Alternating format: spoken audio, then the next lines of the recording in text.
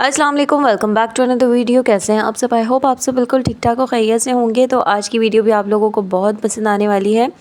आज जो है हम वेस्टर्न से थोड़ा सा हट के वेस्टर्न डिज़ाइंस हमने बहुत सारे सीखे। आज मैं कुछ ऐसा लेकर आई हूँ देसी टाइप, ठीक है।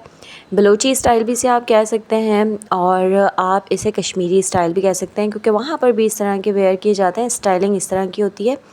आज हम लॉन के ड्रेस को किस तरह से लेसेस के साथ और जो पैचेस लिए हैं यहाँ पे मैंने, उनके साथ किस तरह से डिज़ाइन करेंगे वो देखते हैं। तो चलें जी, वीडियो को स्टार्ट करते हैं। बिस्मिल्लाहिर्रहमानिर्रहीम। ये फ़्रॉक हम 4 से 5 साल की बच्चे के लिए बना रहे हैं। तो यहाँ पे मैंने फ़्रॉक के लिए 4th फोल्ड में कपड़ा इस तरह से सेट करके रख लिया है, जिसकी चौड़ाई मैंने ली है 4th फोल्ड में 13 इंच। देखें, इससे अगर हम डबल करते हैं तो हमारा हो जाता है 26 इंच। तो 26 इंच की इस कपड़े की चौड़ाई है और लंबाई है यहाँ पे 27 इंच। अब यहाँ पे हम जो है वो शोल्डर मार्क करेंगे। 5 इंच पे मैं शोल्डर मार्क करूँगी। बच्ची हेल्दी है तो आप 5.5 भी ले सकते हैं, या फिर आप अपनी बच्ची के साइज़ के अकॉर्डिंग ही लें। तो यहाँ पे लंबाई और चौड़ाई दोनों ही मैं 5.5 पे मार्क करके और बॉक्स बना लूँगी, जिस तरह से आर्म होल का बॉक्स बनाते हैं। 7 इंच पे मैं चेस्ट साइज़ को मार्क करूँगी। ऊपर से गले को 2.5 इंच की चौड़ाई, और फ्रंट गला जो है वो 2.5 इंच, बैक गला जो है वो 1.5 इंच। इस तरह से मार्किंग करके राउंड शेप गले का देते हुए मिला लेंगे। शोल्डर का आधा इंच मैं बस डाउन करूँगी और आर्म होल का गोलाई का शेप दे दूँगी। अब यहाँ से सबसे पहले हमने देखना है, जैसे चोली जो होती है ना, ऊपर हम जो अपनी यॉक रखते हैं उसकी कितनी साइजिंग रखनी है। तो यहाँ पे मैं 10 इंच की साइज़ रख रही हूँ। तो 10 इंच पे यहाँ पे हमने जो है 10 और 9 इंच आप रख सकते हैं। इस तरह से स्ट्रेट लाइन ड्रॉ कर लेंगे। फिर यहाँ पे हम वेस्ट बनाएंगे। इससे हमें बहुत आसानी हो जाएगी कि हमें वेस्ट का साइज़ कहाँ से लेना है। तो यहाँ 6.5 इंच पे मैं मार्क करूँगी वेस्ट पे। अब अंदर की तरफ जो है बंद वाली साइड से मैं यहाँ पे 3 इंच पे मार्क कर रही हूँ। तो यहाँ से हम जो है ना इस पॉइंट से कट करेंगे इस पूरे हिस्से को, क्योंकि हमें यहाँ पे प्लेट्स डालनी है। तो बस इसी तरह निशानात पे हम कटिंग कर लेंगे। यहाँ मैं कटिंग करते हुए आर्म होल पर रुक जाऊँगी, क्योंकि यहाँ देखें मैं बाहर से आधा इंच एक्स्ट्रा लूँगी, जो कि सिलाई के लिए होगा। आप पहले ही सिलाई का मार्जिन ऐड करके निशान लगा सकते हैं, लेकिन यहाँ पे मैंने सिलाई का एक्स्ट्रा मार्जिन नहीं लिया था मार्किंग करते हुए, इसलिए आधा इंच मैंने बाहर की तरफ लिया है। अच्छा, ये देखें, फिर हमने जो 3 इंच का निशान लगाया था ना, वहाँ तक के हमने इस पॉइंट तक पूरा कट कर लेना है। अब यहाँ हमने प्लेट्स डालनी है। अच्छा, मैं जो आपको साइजिंग सिखा रही होती हूँ, ऑब्वियसली मेरे पास कुछ ड्रेसेस कस्टमर्स के होते हैं, मेरे क्लाइंट होते हैं, उनके होते हैं, तो उनकी बच्चियों के साइज़। अब बच्चियों में साइजिंग का भी बड़ा इशू होता है, जैसे बड़ों में होता है। बड़ों में भी हमारे पास 3 से 4 साइज़ आते हैं, जैसे मीडियम, स्मॉल, एक्सेल। तो इस तरह से बच्चियों के साइज़ भी चेंज होते हैं। कभी ऐसा होता है कि 3 साल की बच्ची होती है, लेकिन माशाल्लाह वो इतनी हेल्दी होती है कि वो 5 से 6 की लग रही होती है।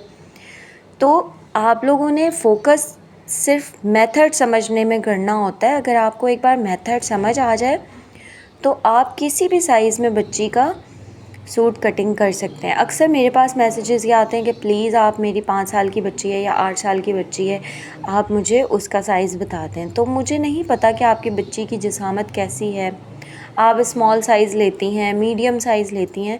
तो कोशिश किया करें साइज़ आप अपनी बच्ची के अकॉर्डिंग लें और मेथड आप जो है वो मुझसे सीखें। तो ये देखें, इस तरह से हमने प्लेट्स डालनी है और पीछे की तरफ मैंने 3 से 4 इंच का कट लगाया था। गला फ्रंट का डीप कट कर लिया। तो बातों बातों में वो सारी वीडियो आगे हो गई, मैं बता नहीं सकी। ये स्लीव्स के लिए 2 पीसेस ले रही हूँ, जिसकी लंबाई मैंने 11 इंच ली है और चौड़ाई मैंने 14 इंच ली है, और इस तरह से इसे डबल फोल्ड कर देंगे। अब बाहर की तरफ से 2.5 इंच में मार्क करके जिस तरह से हम स्लीव्स का शेप देते हैं, बस वैसे ही हमने इसे शेप दे देना है। बाहर की तरफ से नीचे की तरफ से देखिए, यहाँ पे मैं ना पूरा ही खुला रखूँगी, क्योंकि मुझे थोड़ी सी ये बेल स्लीव्स चाहिए। अब देखिए, यहाँ पे मैं 6 इंच पे मार्किंग कर रही हूँ। फिटिंग की सिलाई हमारी यहाँ तक आ जाएगी आर्म होल की, तो हम इस तरह से तिरछा शेप दे देंगे। तो ये हमारी बेल स्लीव्स हो जाएंगी। आर्म होल की साइड से फिटिंग में होंगी और नीचे की तरफ से जो है देखें इस तरह से, अगर इसका शेप मैं आपको सिर्फ करके दिखा दूँ यहाँ पे, ये देखें इस तरह से हमें बेल स्लीव्स चाहिए। तो बच्चियों में ये स्लीव्स बहुत ज़्यादा ख़ूबसूरत लगती हैं और कंफर्टेबल भी होती हैं। जो कॉर्नर से नोक निकली हुई है ना, बस इस नोक को जो है मैं थोड़ा सा राउंड शेप दे दूँगी, बिल्कुल आधे पौने इंच के बराबर। तो उस तरह से कट करके अब यहाँ सेंटर में हमने कट कर लिया है, छोटा सा मार्किंग लगा दी है, उससे आसानी हो जाती है। अब आपने क्या करना है, इसे रेडी कर लेना है। मैं नीचे की तरफ से इसे पलट के फिर बेल भी यहाँ पे लगाऊंगी, लेस आगे चल के आपको बताऊंगी। गला यहाँ मेरा थोड़ा सा ख़राब है बारिशों की वजह से तो मेरी तरफ से माजरत। अब सबसे पहले हमने देखें यहाँ पे क्या करना है, शोल्डर पे बिल्कुल सेंटर में निशान लगा लेना है। जो भी आपका शोल्डर हो उसके सेंटर में निशान लगा के लंबाई में 8 इंच पे मैंने मार्किंग की है और इस तरह स्ट्रेट लाइन लगा दी तो यहाँ पे हम जो है वो गोटा लेस का यूज़ करेंगे। तो इस तरह से देखेंगे बहुत आसानी से टर्न भी हो जाती है, इसमें कोई बल भी नहीं आता। आपने बस क्या करना है, मशीन की सुई को ना इस नोक पे दबा के रखना है और फिर आपने इसे पलटना है। तो बहुत खूबसूरती के साथ जो है वो ये इस तरह से पलट कर रेडी हो जाएगी। मुझे थोड़ा सा चौड़ा लुक चाहिए था तो मैं इस तरह से लगाऊंगी।